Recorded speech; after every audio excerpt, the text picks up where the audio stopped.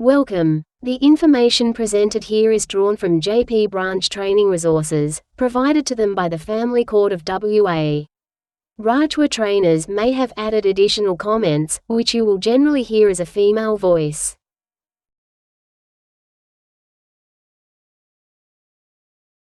The Family Court of WA deals with family law matters, including divorce and parenting and/or property and/or financial disputes. Certain family law legislation sets out the requirements for the preparation of Family Court WA documents, including affidavits. Relevant legislation includes the Family Court Act 1997 WA, the Family Law Act 1975, Commonwealth, the Family Court Rules 2021 and the Family Court WA Case Management Guidelines. Family Court WA forms are uploaded or lodged via the eCourts portal at WA.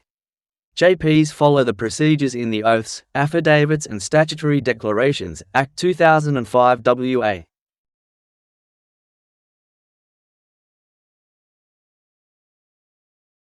The JP's role is to witness the forms and be satisfied with the person signing. It is not up to us to check that forms are procedurally correct, as we will not be aware of orders in place or various situations related to the matter and should not intervene in or give procedural advice on any part of the process, no matter how well intentioned in doing so.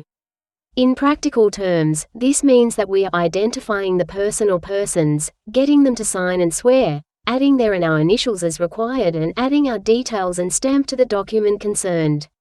Family court staff will soon advise parties if any aspect of their application or forms require amendment in any way once they have been uploaded and/or presented to the court.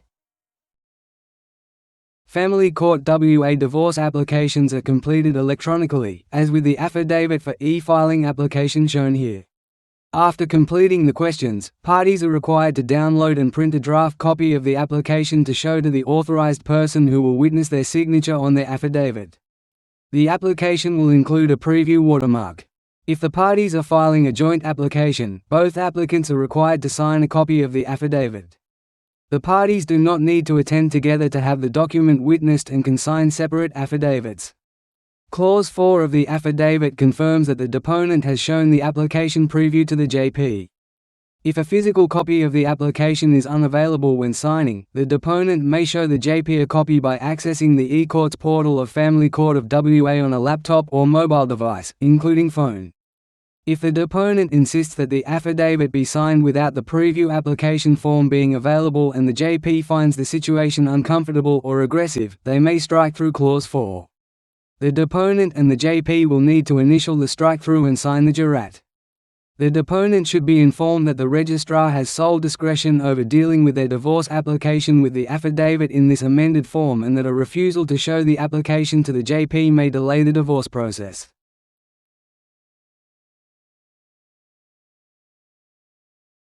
Many JPs may not know about that last piece of advice and some may not know that the applicant can show us their application on their e-portal. In this web-based process, the affidavit page is the only one that needs witnessing, as the other pages are already completed on the portal. The general affidavit can be downloaded from the Family Court webpage as a PDF or a Word document. Parts A to C give general information about the parties. Part D is where they provide the evidence to support this particular affidavit.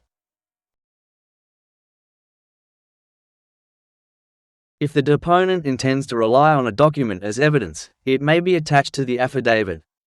The attachment must then be referenced in the affidavit. The JP should confirm with the deponent that the documents are attached and referenced. Each attachment should be referred to in the affidavit by a letter, number, or a combination of both. This unique identifier must then be noted on the first page of each attachment. Each page of the affidavit and attachments must be numbered consecutively from the affidavit's first page to the last page of the final attachment. The court can make orders about the length of affidavits and number of attachments allowed. Cover sheets are not required for FCWA affidavit attachments. This advice is essentially for your information. It's what the public see when following the guidelines and materials on the Family Court website. We can ask an applicant if they have referred to attachments in their form, simply because it affects which oath we ask them to swear, but that's all we need to know to be able to proceed.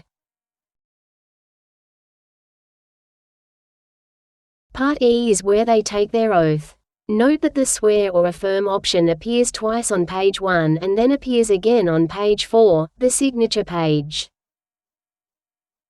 All you need to do now is a final check that everything that needed to be struck out, initialed, numbered, attached, signed and stamped by deponent and witness has been, and you can hand the deponent back their affidavit. The rest is up to the court. The NP3 Form Case Information Affidavit is an 11-page application that concludes with an affidavit on page 11. This form is used by each person who is part of an application for parenting orders. The JP does not need to witness each page of the application. Note that while the form initially states that no pages can be added to it, there are exceptions as shown on page 11, where the form requires the applicant to choose a checkbox to say that they have obtained a certificate from a registered family dispute practitioner. Depending on their choice, they will either attach a copy of a certificate or be required to take other steps. Remember, it's not up to us to check that they've attached additional materials as indicated on the form. We can ask the deponent if they have checked that they have marked all relevant boxes before taking the oath, and just wait while they do, without jeopardizing our professional detachment. Family court staff will let the deponent know if any aspect of their form needs attention. The Affidavit of Service, Form 7, is an important step in the family court process. Our example on this slide has service by hand, which is Part D. Confirm that the person signing as the deponent is the server noted on the affidavit in Part A. Confirm that the documents referred to in Part B have been served, and all served documents are noted. Some servers may incorrectly request witnessing before serving the documents. Confirm which method of service was used in Part C. Sign each page of the affidavit. Complete the jurat on the appropriate page as noted in Part C, either Part D service by hand or Part E service by post or electronic communication. This is Form 11, Application for Consent Orders. It is necessarily a long document that must be sworn by both parties, who must sign each page. The various sections provide a deep insight and statement of the financial situation along with past and future arrangements for any children. The applicant and respondent do not need to attend together to have the application witnessed. They may choose to have the document witnessed at another time, in a different location, or before a different JP. The applicant and respondent are to sign each page of the application. This does not need to be done in the presence of the JP. The applicant must sign the affidavit in Part I, Affidavit of Applicant. The respondent must sign the affidavit in Part K, Affidavit of Respondent. Complete the jurat. The Family Court advises that the application pages in NP14 application for exemption from fees do not need to be witnessed. An affidavit is found on the last page of the application in Part G, Affidavit of Applicant, where we will sign the jurat. The notice to applicant at the front of this form provides clear instructions for them. We do not need to read the information provided in their application, we just go straight to the jurat.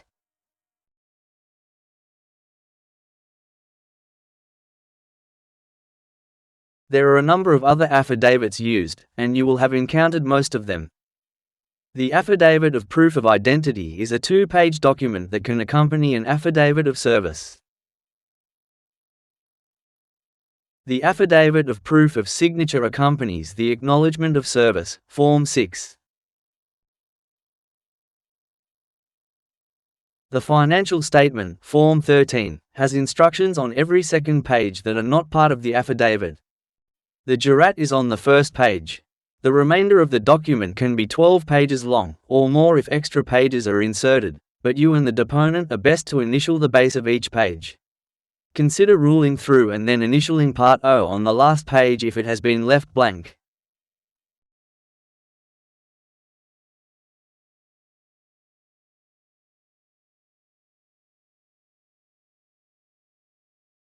There is another financial statement which is Form PPP 500. Particular circumstances may apply to lodgement of this form.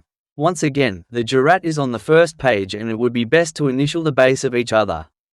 The Case Information Affidavit PPP 500 gives the court more specific and personal details about the parties in a divorce and their family. It asks about any existing orders or disputes. The jurat is on the last of 10 pages. Initial the others.